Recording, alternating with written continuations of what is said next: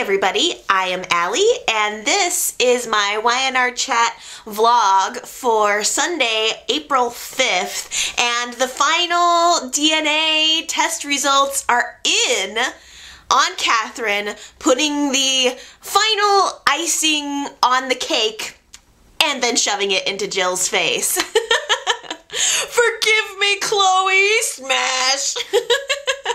That was awesome, awesome, awesome. One of the best Jill-Catherine scenes in YNR history. I think it's right up there with the time that Catherine smashed the vase over Jill's head. It was pretty fun, I have to say. I really enjoyed the cake scene. Bravo, YNR, and thank you. I thoroughly enjoyed that. So now, Jill has a lot to cope with now that the results are in. She has no mother.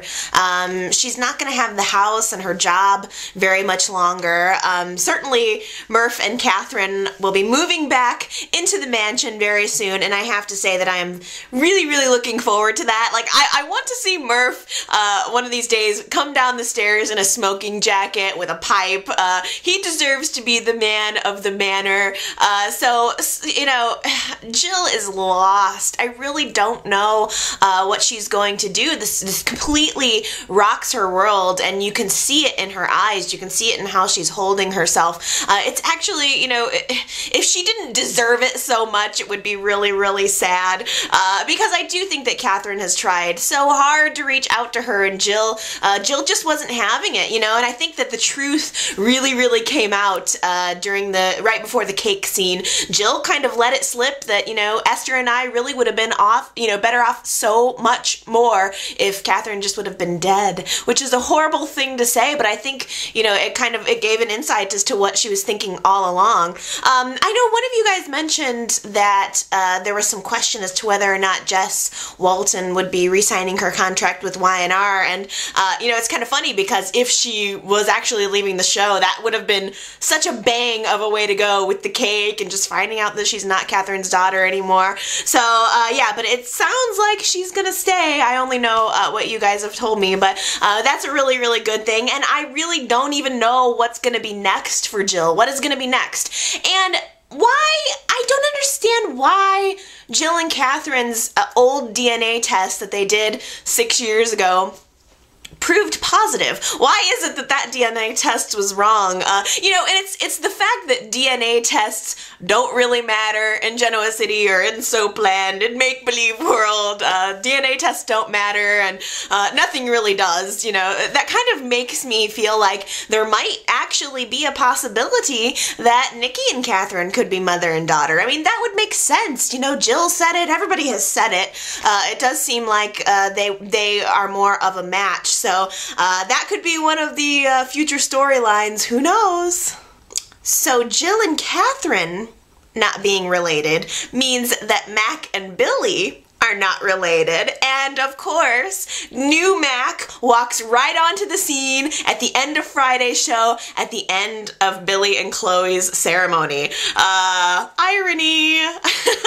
I have to tell you, I am so looking forward to this. I really like the new Mac. I'm pretty sure I've seen her naked.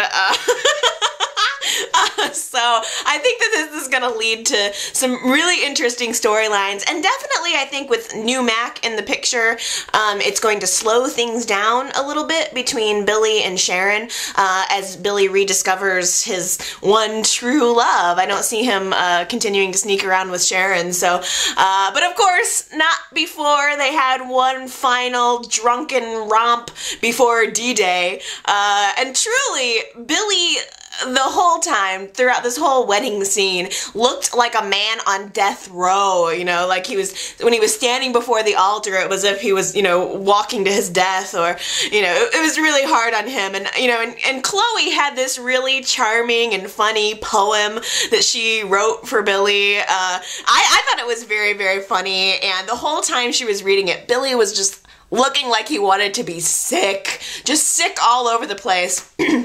And along with Sharon actually probably was looking a little green around the gills that day. How awkward having to be part of the wedding.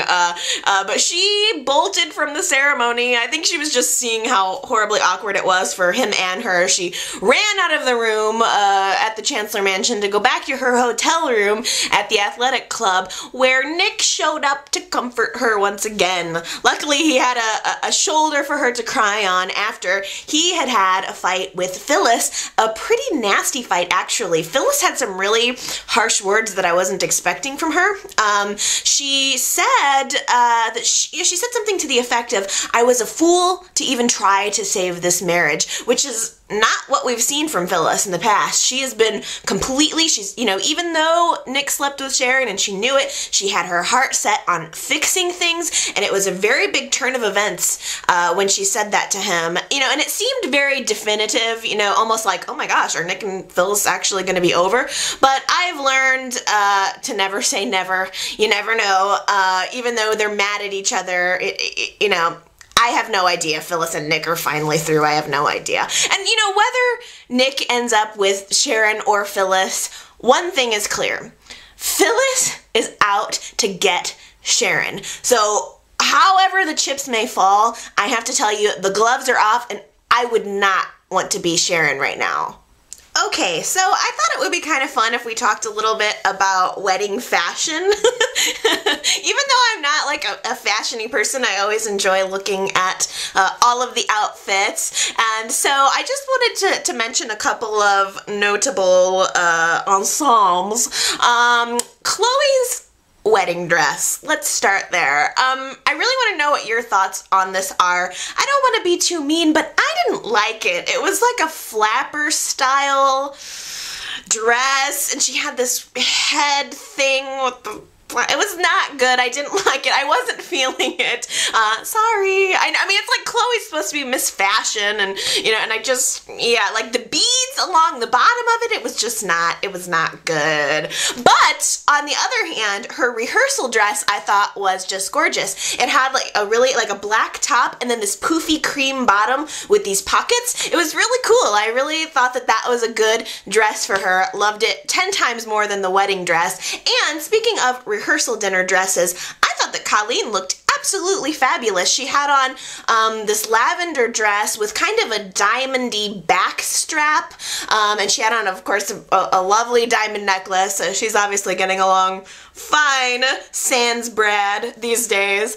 But other people that I thought looked really good, I really liked Jill's jacket. I thought Jill looked really great at the wedding. She had on an all-white jacket, and she had this gray sparkles on the collar. It was really fabulous. I liked it. Catherine, oh, did you see what she was wearing? It's like, Catherine always fails me at these events. Like, I didn't like her gala dress last year, or this past gala, and I didn't like what she was wearing at the wedding. It was brown with what looked to be gray sparkles. Like, I mean, obviously Catherine was gonna wear something like completely sparkly, but brown and gray? Maybe it was blue or something and the camera just wasn't showing it, but still, it did not look good. It was not flattering. And her partner in crime, Nikki, hot pink? She wore a hot pink suit. It was just, no, hot pink is no. I'm sorry. So, I didn't love that, but I am prepared to predict a best dressed of the wedding, and that was hands down Murph. The Murph Meister in a suit, looking all kinds of snazzy. Murph, I love you. It was so beautiful. Oh, and we learned this week, I noticed that his name is actually Patrick Murphy. He's the the Jewiest Irish guy that I've ever seen. But he looked good. Murph, you know I love ya. Best dressed, definitely. Okay, so I just wanted to do a short vlog today. My day kind of got away from me and I don't have a lot of time. And I know there are a ton of storylines that I didn't talk about. I haven't even touched on Kevin and Amber and all of that happening in the past 2 weeks. But I have to tell you, there's something about it that's just not speaking to me. I guess, you know, when we started to resolve the Catherine storyline, I wanted kind of that you know, the whole thing to be resolved. You know, I'm ready to be done with the Clint thing, and Kevin is just weird, and when is he gonna snap out of it, and Jana's insane and just looking terrible, and Amber just needs to go get the cops and get them to get Kevin. Something needs to happen there. But yeah, the storyline just hasn't been appealing to me as much as I thought it was going to. So maybe that's why I'm not as, you know, interested in talking about it. But I definitely want to hear what your thoughts are. So please do leave me a text comment. I really love reading your comments. It's so nice of you. You guys have been so kind to me, and I really appreciate it. So please do feel free to leave your feedback. And yeah, I'll be back next week to talk about the show. So I'll see you next Sunday. Okay, bye guys.